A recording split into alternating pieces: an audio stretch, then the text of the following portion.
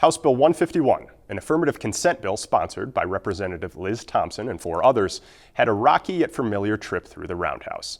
Last year, after several votes and amendments, a nearly identical bill died before reaching a final vote in the Senate. This year, Thompson's bill made it through to the governor's desk. Representative Thompson and Alexandria Taylor, the executive director of the New Mexico Coalition of Sexual Assault Programs, joined me this week to discuss why they see the measure as a first step in changing the way people talk about sexual assault and consent.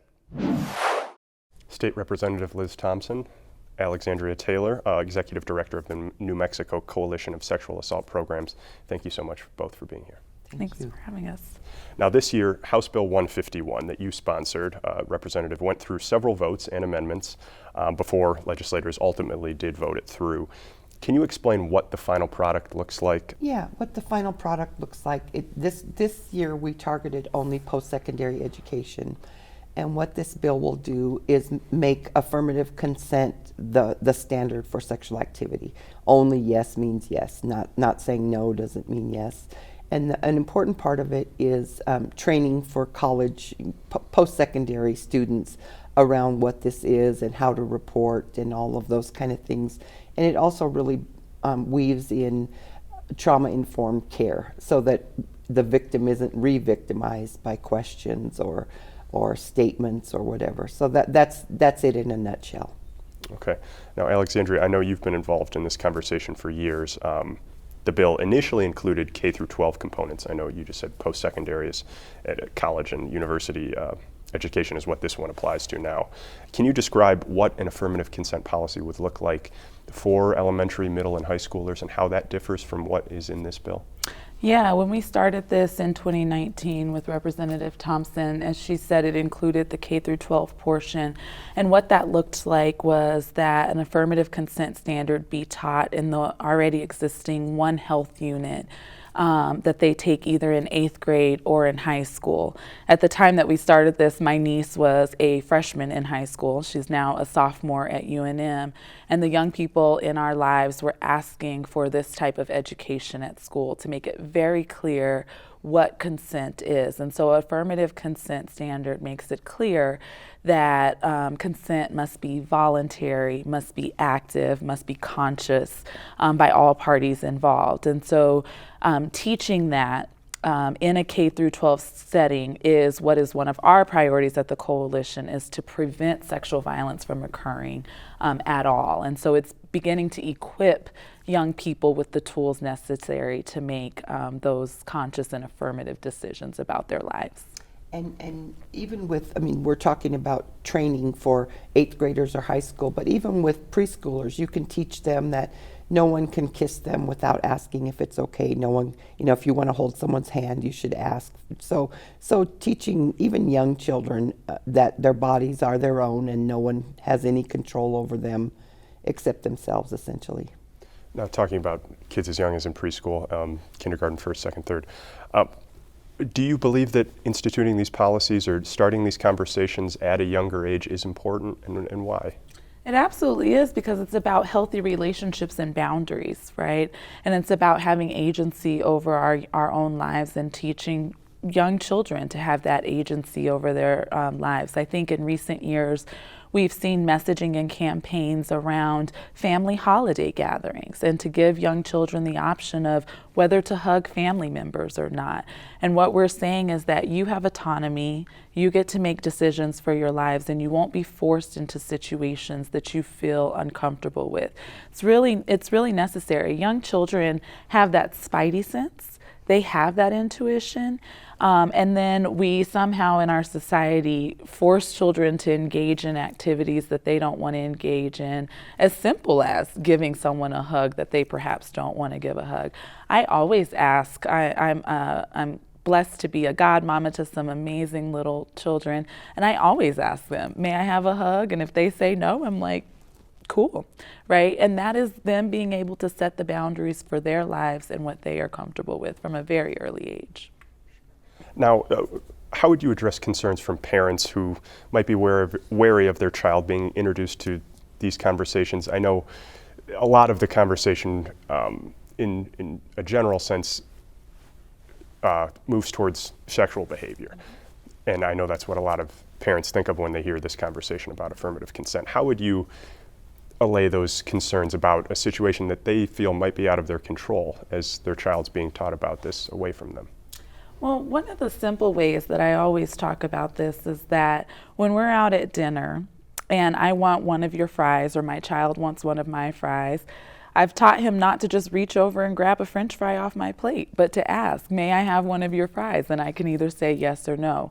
That's what we're talking about for early age. It's age appropriate. And then as children become more mature, then we start introducing this in a healthy relationship and sexual relationship context. And so we're talking about age appropriate content. Affirmative consent education is not something that someone is making up. It has an evidence base behind it. The CDC has proven that this is a primary prevention measure to end sexual violence in our society. And so we're talking about providing age-appropriate education from a very early age. And then as young people mature and get older, evolving that conversation to include healthy relationships and sexual relationships. In our current system, which this bill doesn't address the K through 12 portion, but in our current system, parents have the option to opt their children out of the One Health unit that's covering healthy sexuality. Okay. Now, Representative Thompson, have you heard concerns, or did you hear concerns during debates about this in the Roundhouse that ultimately led to the bill being narrowed to just universities and colleges? Not kind of, because people don't understand. They think that if you're teaching affirmative consent, you're teaching a kindergartner that that they shouldn't have sex or they should have sex. And as Alexandria said, that's not it at all. It's teaching them that their bodies belong to them. And we have all heard the horror stories of teachers and priests and folks who molested kids, and the kids didn't know that they had the right to say no, and they didn't know that that they should tell someone. So the reason that we scaled it back is because it hadn't passed, and we wanted to get something on the books. We're not finished with this. We will be back.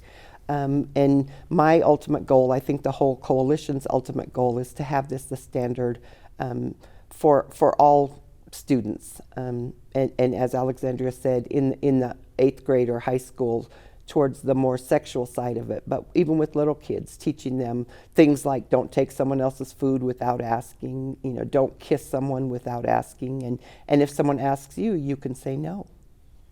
Now, Alexandria, as we've discussed, you played a large role in advocating for this bill. Can you tell us exactly what is the concrete problem that you are hoping to fix with this legislation?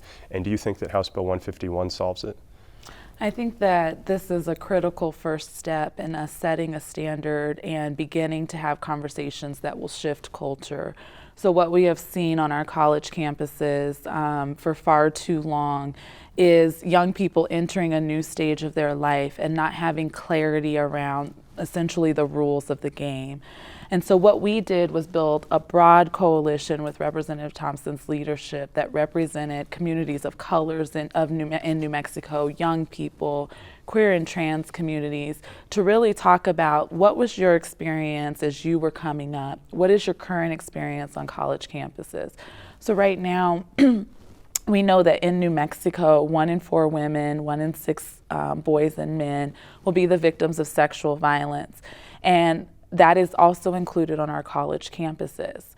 I hear, when I travel across the state, I hear from young people and their parents who may have experienced sexual violence that they don't know how to navigate the systems that exist on our college campuses.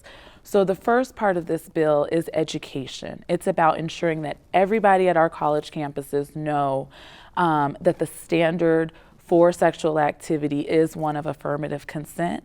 They're receiving that education at orientation. Faculty, staff, contractors are also receiving that education. And then people have clarity about what happens should something happen to them. They need to know what to expect from our institutions of higher education as they navigate an investigative process. They need to know that they have access to community-based resources such as advocates, mental health counselors, sexual assault nurse examiner programs and communities of support to support them through this time. And so that's what this bill accomplishes and sets the foundation for. And as I've carried this bill through the years, I've had so many people come to me and say, I wish I would have known this. I mean, I'm getting up there in years, and I wish I would have known this. It probably would have prevented some. I had a young man in my office, and he said, you know, when I was in high school, I wish I would have known this, because what the boys did was see which girl was the heaviest drinker, try and get her drunk and have sex with her. And so we need to make that totally not happen anymore. And so lots of folks, including elderly folks, have come up to me and said, I wish I would have known this. Now, a similar version of this bill in the last few years have failed. It failed to even reach the Senate floor. Why do you think it was different this year? I wish I knew. I wish I knew what the magic was. I think part of it was that we scaled it back, and it was in Senate Judiciary. It was very much, I don't want to say gutted, but a lot was taken out. And being in Santa Fe, being in the legislature, compromise is king. I mean, you can't always get what you want, and so we're taking this as a positive first step, and we're going to be back. There are elections coming up. All of us are up for re-election, so the Senate and/or the House may look different next year. So we're just gonna keep on, because we want to protect our young people. Now, you both have said that this is just a first step. What are those next steps? Whether through legislation or other public outreach? There were some significant parts of the bill that were amended out. One that has been heavy on my heart since last week is that we had a requirement, a proposed requirement, that the institutions of higher ed enter into MOUs with service providers off campus to ensure that people are immediately connected to resources in their communities. We are going to be working with colleges and universities all across the state to still try to make that happen, even though it won't be mandated by law once the governor signs this, because we know from the Sexual Assault Coalition, as service providers across the state, that early intervention is really crucial for those who have been victimized. And so we really want to see that happen. There's going to be a lot of work when you're talking about culture shift. And one of the reasons I think it's taken us 5 years is because we are talking about culture shift. I kept saying, I can't believe our little affirmative consent bill is causing all of this. And one of my colleagues reminds me, perhaps it's not so little. Perhaps it's that first domino that opens the conversation. We can't prevent the stories that Representative Thompson has been hearing. We can't prevent that by not talking about it. We have to make it clear what healthy sexual relationships look like, what affirmative consent is, so that people are not operating in the unknown. And so this is that first step, and there's going to be a lot of work that has to happen administratively with our colleges and universities to ensure that they're using the proper education, the policies are being created, and that students are being educated. And these subjects have been taboo for so long, which makes it easier for the perpetrators, because nobody wants to talk about it. It's shameful. And we don't want that to be. We want it not to happen. We don't want to not talk about it. Representative Liz Thompson, Alexandria Taylor, thank you so much for being here. Thank you.